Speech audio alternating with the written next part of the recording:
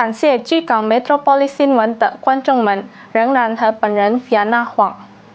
为应节2025年春节，位于巨港的春节饰品商店吸引了大量华人的顾客。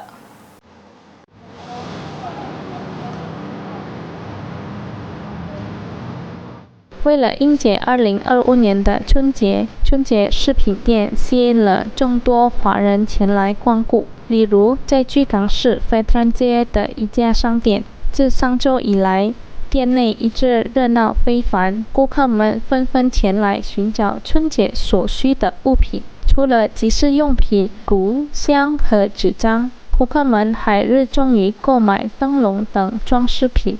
顾客们通常在这家店购买从集饰用品到春节饰品，因为这里的价格相对其他商店更为实惠。Apa tadi kak? Oh, beli tempelan ini sih untuk Imlek.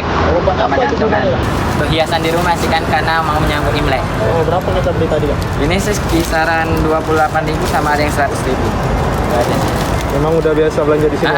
Udah sering di sini terus. Harganya murah apa mahal di sini? Termasuk murah sih sejauh ini. Jadi ya kesini aja belinya langsung. Oh, kita kan beli perlengkapan untuk Imlek.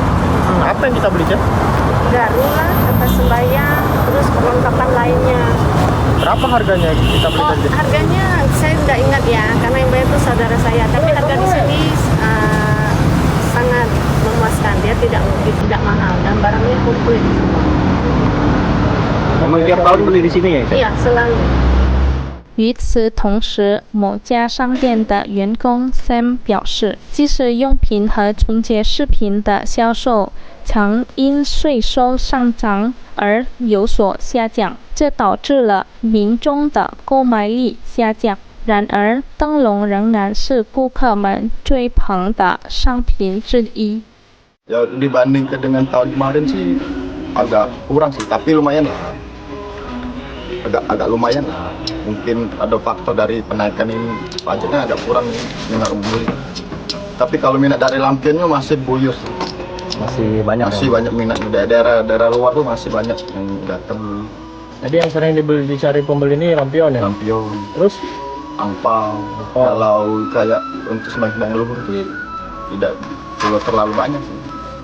Lutfi Fal TV